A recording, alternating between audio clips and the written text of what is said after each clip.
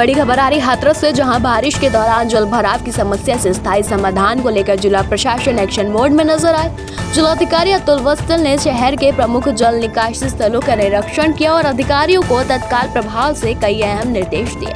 बता दें कि निरीक्षण के दौरान डीएम ने मुख्य नालों की नियमित सफाई सुनिश्चित की, छोटी नालियों पर जाली लगाने, पाइपिंग व्यवस्था और मजबूत करने के निर्देश दिए। तालाब चौराहे स्थित पाइपिंग स्टेशन की ड्रेनेज लाइन को तत्काल प्रभाव से साफ करने के भी आदेश दिए।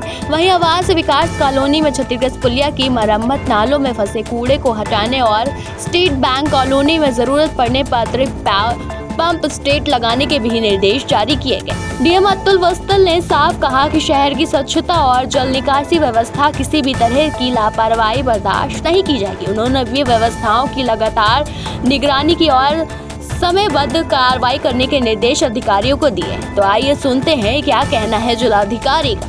मैं आपको बताना चाहता हूँ, स्थलीय निरीक्षण में तो हम लोग अभी निकले हैं, लेकिन हमारी पूरी टीम सुबह के 5 बजे से ही एक्टिव है और इसीलिए आपको दिख ही रहा होगा कि मोस्टली 90% जगहों पे कोई जल भराव की समस्या नहीं। जो जल भराव का इशू होता है, आप सभी इस बात को समझते हैं कि अगर बारिश होगी तो एक बार जल भरता है, हमें ये सुनिश्चित करना होता है कि वो जल ड्रेनेज के थ्रू निकले, हमारा ड्रेनेज सिस्टम एक्टिवेट हो और हमारा ड्रेनेज प्रॉपरली काम करे। तो पूरे शहर के लगभग 15-20 वार्ड आज हम लोगों ने स्थलीय निरीक्षण में कवर किए हैं।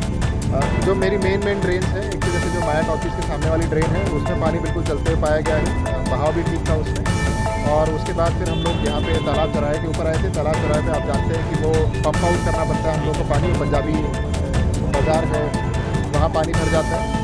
तो वहाँ आज थोड़ा सा समस्या मुझे दिखाई दी। वो समस्या इस कारण है कि वहाँ पे 4 ड्रेन में पानी इकट्ठा होता है पहले और फिर उसे पंप आउट करके और हम आगे ड्रेन में डालते हैं। तो मैंने कहा है कि उसकी कैपेसिटी को हम लोग ऑगमेंट कर देंगे। फिर शहर के उस कोने से हम लोग इस कोने की तरफ आए। ये आवास विकास कॉलोनी और SBI कॉलोनी है। यहाँ मेरे आने तक तो पानी खाली हो चुका है, लेकिन यहाँ बहुत सारे लोग थे जिनकी शिकायत थी कि साहब रात भर यहाँ पानी भरा हुआ था रास्ते में।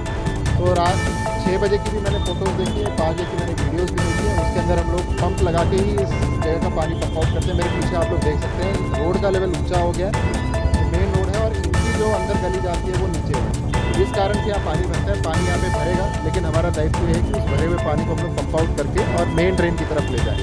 तो उसमें एक और पंपिंग स्टेशन, एक और मोटर स्टेशन यहाँ पे बनाने का निर्देश दे दिया गया है।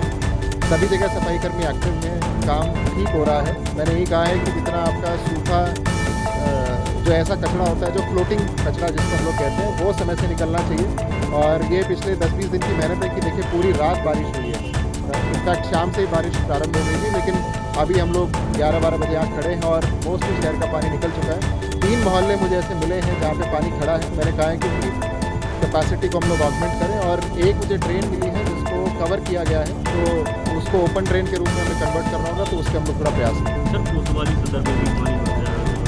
तालाब चौराहे के पंपिंग स्टेशन की जो मैं बात कर रहा था, वो कोतवाली सदर के बगल का ये कोतवाली सदर है। उसमें